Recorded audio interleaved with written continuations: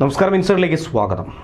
ഇറാനിലേക്ക് America കരസേനയെ അയക്കാനുള്ള വലിയൊരു പദ്ധതി അണിയറയിൽ നീക്കുകയാണ്.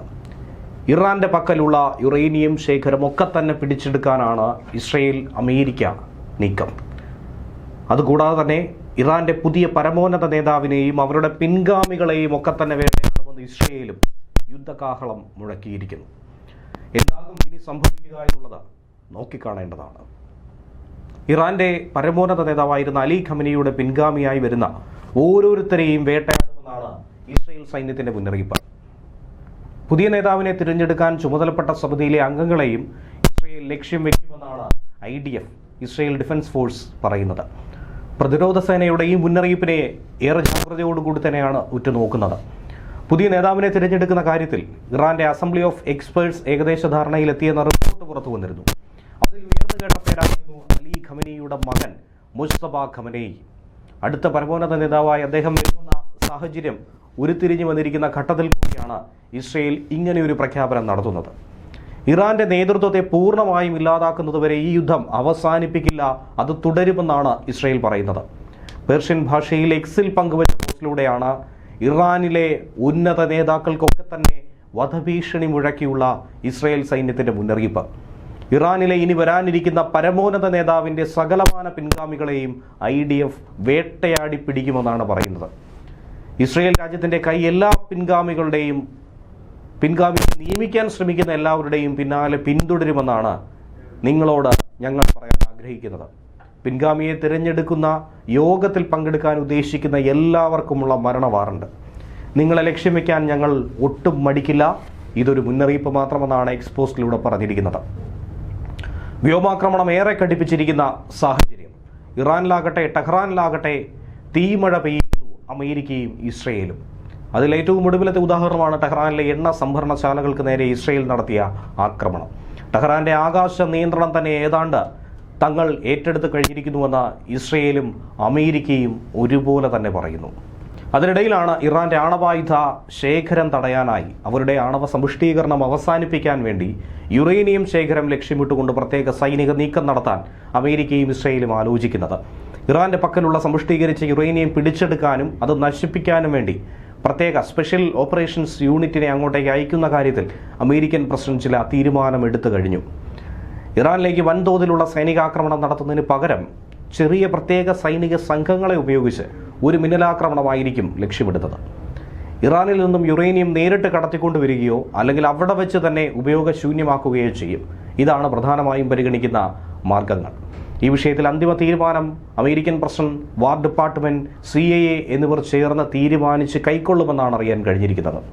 ഇറാന്റെ പക്കൽ ഏകദേശം അമേരിക്കയും ഇസ്രയേലും കണക്ക് കൂട്ടുന്നത് അനുസരിച്ച് 450 കിലോയോളം 60% സമ്പുഷ്ടീകരിച്ച യുറേനിയം ഉണ്ടെന്നാണ് വാദിക്കുന്നത്. അതുപയോഗിച്ച് ഏതാനും ആഴ്ചകൾക്കുള്ളിൽ 11 ആണവ ബോംബുകൾ വരെ നിർമ്മിക്കാൻ ഇറാന് കഴിയുമെന്ന് ഇന്റലിജൻസ് റിപ്പോർട്ടുകളുണ്ട്. അതുകൊണ്ട് തന്നെയാണ് അമേരിക്കയെയും ഇസ്രയേലിനെയും ഇറാനെതിരെ തിരിയാൻ വളരെ പെട്ടെന്ന് തന്നെ പ്രേരിപ്പിച്ചത്. അതുകൂടാതെ തന്നെ ഇറാന്റെ സാമ്പത്തിക സ്രോതസ് തടയാൻ അവരുടെ എണ്ണ കയറ്റുമതിയുടെ പ്രധാന കേന്ദ്രം തന്നെ പിടിച്ചെടുക്കുന്നു. ഖാർഗ് ഐലൻഡ് തന്നെ ഇസ്രയേൽ അമേരിക്കയ്ക്ക് വിട്ടുകൊടുക്കാനുള്ള സാധ്യതയുണ്ട്. ടെഹ്റാന് തെക്ക് മാറിയുള്ള ടോൺവുയാൻ എണ്ണ ശുദ്ധീകരണശാലയ്ക്ക് പുറമെ തന്നെ മറ്റു ചില എണ്ണ സംഭരണ കേന്ദ്രങ്ങളിലും ഇസ്രയേലി സേനയുടെ ആക്രമണം ഉണ്ടായി എന്നാണ് മനസ്സിലാക്കാൻ കഴിയുന്നത്. ഇറാൻ സൈന്യത്തിന് ആവശ്യമായ ഇന്ധനം വിതരണം ചെയ്യുന്ന റിഫൈനറിയാണ് നിലവിൽ ഇസ്രയേൽ തകർത്തിരിക്കുന്നതെന്നാണ് സേനാവൃത്തങ്ങളിൽ നിന്നും നമുക്ക് ലഭിക്കുന്ന സൂചന. ഇറാന്റെ ഭീകര ഭരണകൂടത്തിന്റെ സൈനിക ശക്തിക്ക് നേരെയുണ്ടായ മറ്റൊരു കടുത്ത ആക്രമണമായി ഇതിനെ ഇസ്രയേൽ സൈന്യവും പറയുന്നു. അതേസമയം ഇറാൻ ആകട്ടെ അയൽ രാജ്യങ്ങളെ ആക്രമിക്കുന്നതിൽ നിന്നും ഒരു ഇഞ്ച് പോലും പിന്നോട്ടില്ല എന്ന് തന്നെയാണ് ആക്ഷേപം ഉയരുന്നത്. കഴിഞ്ഞ ദിവസങ്ങളിൽ അയൽ രാജ്യങ്ങളെ ഇനി ആക്രമിക്കില്ലെന്നും മാപ്പ് ചോദിക്കുന്നതായും ഇറാൻ പ്രസിഡന്റ് മസൂദ് പെസഷ്കിയാൻ പറഞ്ഞുവെങ്കിൽ പോലും ആ വാക്കിന് പുല്ലുവില കൽപ്പിച്ചുകൊണ്ട് തന്നെയാണ് ഇറാന്റെ നേതൃത്വത്തിലുള്ള ഭരണകൂട ഭീകരത ഇവിടെ ആവർത്തിക്കുന്നതെന്നാണ് നിലവിൽ ഇസ്രയേൽ അടക്കം ആരോപിക്കുന്നത്. ക്ഷമാപണം നടത്തിയുള്ള പ്രസിഡന്റിന്റെ പ്രസ്താവനയെ IRGCയുടെ മുൻ കമാൻഡർ രൂക്ഷമായ ഭാഷയിലാണ് വിമർശിച്ചിട്ടുണ്ടായിരുന്നത്. ഒരു കാരണവശാലും അംഗീകരിക്കാൻ കഴിയുന്നതല്ല. ഇതൊരു യുദ്ധമാണ്. അതിനിടയിൽ ക്ഷമാപണത്തിനുള്ള സമയമില്ല എന്ന് തന്നെയാണ് IRGC കമാൻഡറുടെ വാക്കുകളിലൂടെ മനസ്സിലാക്കേണ്ടത്. നിയമമേധാവിയും പരമോന്നത നേതാവിന്റെ അധികാരങ്ങൾ വഹിക്കുന്ന 3 അംഗ കൗൺസിലിലെ അംഗവുമായിട്ടുള്ള മുഹ്സിനി ഇജയിയും പ്രസിഡന്റ് പ്രസ്താവനയെ തിരുത്തി രംഗത്ത് വന്ന ഒരു സാഹചര്യമുണ്ടായിരുന്നു. ചില രാജ്യങ്ങളുടെ പ്രദേശങ്ങൾ ഇറാനെ ആക്രമിക്കാൻ ഉപയോഗിക്കുന്നു. അതുകൊണ്ട് പ്രത്യാക്രമണം എന്ന രീതിയിൽ ഈ ആക്രമണങ്ങൾ തുടർന്നുകൊണ്ടേയിരിക്കുമെന്നാണ് അദ്ദേഹം പ്രതികരിച്ചത്. ഇസ്രയേലും US-ഉം സംയുക്തമായി തന്നെ ഇറാനെ ആക്രമിച്ചതിന് പിറകെ പരമോന്നത നേതാവ് ആയത്തുള്ള അലി ഖമനേയി കൊല്ലപ്പെട്ടതിന് ശേഷം ഉടലെടുത്ത ഈ യുദ്ധം അതൊരു സമ്പൂർണ്ണ യുദ്ധത്തിലേക്ക് കടക്കുന്നു എന്ന് വേണം മനസ്സിലാക്കേണ്ടത്. ഇതിന് തിരിച്ചടിയെന്നോണം ഗൾഫ് രാജ്യങ്ങളിലേക്ക് US വ്യോമതാവളങ്ങളെ ഇറാൻ ലക്ഷ്യം വെച്ചുകൊണ്ട് നടത്തിയ ആക്രമണം അത് ഏറ്റവും ഒടുവിൽ ഹോർമുസ് കടലിട് കടയ്ക്കുന്നതിലേക്കും GCC രാജ്യങ്ങളെ ഇറാൻ ലക്ഷ്യം വെക്കുന്നതിലേക്കും ഒക്കെ തന്നെ നയിച്ചു. യുദ്ധം ഒരാഴ്ച പിന്നിടുന്ന സാഹചര്യത്തിൽ ഇരുപക്ഷത്ത് ഭയമില്ലാത്ത രീതിയിൽ ആക്രമണം തുടർന്നുകൊണ്ടേയിരിക്കുന്നു. അമേരിക്കൻ പ്രസിഡന്റ് ഡൊണാൾഡ് ട്രംപ് പറഞ്ഞതുപോലെ 4 ആഴ്ചയോളം ഈ യുദ്ധം നീണ്ടു നിൽക്കുമെന്ന സൂചന തന്നെയാണ് ഈ 7 ദിവസം കൊണ്ട് ലഭ്യമായിരിക്കുന്നത്.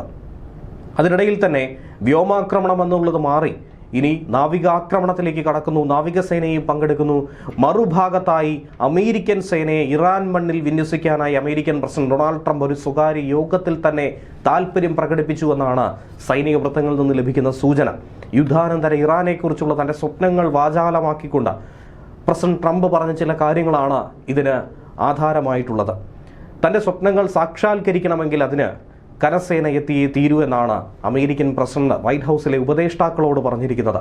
വെനസ്വലയെ നിയന്ത്രിക്കുന്നത് പോലെ യുദ്ധാനന്തര ഇറാനെ നിയന്ത്രിക്കാൻ തങ്ങൾക്ക് കഴിയുമെന്ന് ട്രംപ് പ്രത്യാശ പ്രകടിപ്പിക്കുന്നു. പൂർണ്ണതോതിലുള്ള ഒരു അധിനിവേശം എന്ന രീതിയിലല്ല അതിനെ നോക്കി കാണേണ്ടത്. തന്ത്രപരമായ ചില ആവശ്യങ്ങൾക്ക് കുറച്ച് സൈന്യത്തെ വിന്യസിക്കുന്നു. അതിലൂടെ നേട്ടങ്ങൾ നേടിയെടുക്കുന്നു. ഇതുവരെ വ്യോമനാവിക പോരാട്ടങ്ങൾ മാത്രമേ നാം നടത്തിയിട്ടുള്ളൂവെങ്കിൽ ഇനി കരയുദ്ധത്തിലേക്ക് കടക്കാമെന്നാണ് ട്രംപിന്റെ മുന്നറിയിപ്പ്. കരസേനയെ വിന്യസിച്ചാൽ 2021 അഫ്ഗാനിസ്ഥാനിൽ നിന്ന് പിന്മാറിയതിനു ശേഷം ഇതാദ്യമായിട്ടായിരിക്കും അമേരിക്കൻ സൈന്യം മറ്റൊരു വിദേശ മണ്ണിലേക്ക് കാലുകുത്തുന്നതായി നമുക്ക് പറയാൻ കഴിയുന്നത്. ഖമനേയിയുടെ പിൻഗാമിയെ തിരഞ്ഞെടുക്കുന്നതിൽ അമേരിക്കയ്ക്കും പങ്കുണ്ടാവണമെന്ന ആവശ്യത്തിൽ ട്രംപ് ഇപ്പോഴും അടിയുറച്ചു നിൽക്കുന്നുണ്ട്. ഇസ്രയേലിനും അമേരിക്കയ്ക്കും അഭിമിതനായ ഒരു വ്യക്തിയാണെങ്കിൽ ജനാധിപത്യ രീതിയിൽ അല്ലാതെ തിരഞ്ഞെടുക്കുന്ന വ്യക്തിയായിരുന്നാലും തങ്ങൾ അംഗീകരിക്കുമെന്നാണ് അദ്ദേഹം വ്യക്തമാക്കിയത്. അതിനിടെ വൈകിയാണെങ്കിൽ പോലും മേഖലയിലേക്ക് 2 വിമാനവാഹിനി കപ്പലുകളെ കൂടി അയക്കാനായി നിലവിൽ തീരുമാനിച്ചിരിക്കുന്ന ബ്രിട്ടീഷ് പ്രധാനമന്ത്രി കെയർ സ്റ്റാമറിന്റെ പ്രതികരണത്തിൽ സമൂഹ മാധ്യമത്തിലൂടെ പരിഹസിച്ചുകൊണ്ട് ട്രംപ് രംഗത്ത് വന്നിട്ടുണ്ട്. ഇപ്പോൾ 2 വിമാനവാഹിനി കപ്പലുകളെ ബ്രിട്ടൻ അയക്കുന്നുണ്ടെന്നും വിജയിച്ചു കഴിഞ്ഞ യുദ്ധത്തിൽ കൂടുതൽ ആളുകൾ തങ്ങൾക്കൊപ്പം ചേരേണ്ട ആവശ്യമില്ല എന്നുകൂടിയാണ് ട്രംപ് പരിഹസിക്കുന്നത്. ഏതായാലും തങ്ങളുടെ എക്കാലത്തെയും വലിയ സഖ്യകക്ഷി വൈകിയെങ്കിലും കാര്യങ്ങൾ മനസ്സിലാക്കിയതിൽ സന്തോഷമുണ്ടെന്നാണ് ട്രംപ് പറയുന്നത്. ഇന്നലെ ഇസ്രയേലിന് നേർക്ക് കടുത്ത ആക്രമണമാണ് ഒരു ഭാഗത്ത് കണ്ടത്. ഹിസ്ബുള്ളയുടെ റോക്കറ്റ് ആക്രമണവും ഇറാന്റെ ബലിസ്റ്റിക് മിസൈൽ ആക്രമണവും ഏതാണ്ട് ഒരേ സമയത്തായിരുന്നു ഇത് രണ്ടും സംഭവിച്ചത്. വടക്കൻ ഇസ്രയേലിലെ ഹൈഫ മേഖലയിൽ പ്രധാനപ്പെട്ട നഗരങ്ങളെ ലക്ഷ്യം വെച്ചായിരുന്നു ഈ ആക്രമണം. ഇസ്രയേൽ പ്രതിരോധ സംവിധാനങ്ങൾ കാര്യക്ഷമമായി തന്നെ പ്രവർത്തിച്ചതുകൊണ്ട് കാര്യമായ നാശനഷ്ടങ്ങളൊന്നും തന്നെ ഇസ്രയേലിനുണ്ടാക്കാനായി ഇറാന് കഴിഞ്ഞിട്ടില്ല, ഹിസ്ബുള്ളയ്ക്ക് സാധിച്ചിട്ടില്ല. തകർത്ത ഇറാന്റെ ഡ്രോണിന്റെ ചില അവശിഷ്ടങ്ങൾ ദുബായിലെ ഒരു ആഡംബര അമ്പരചുംബയ്ക്ക് സമീപം വീണതായി ചില വാർത്തകൾ പുറത്തു വന്നു. അതിൽ ഒരാൾ കൊല്ലപ്പെട്ടു എന്നുകൂടി മനസ്സിലാക്കുന്നു.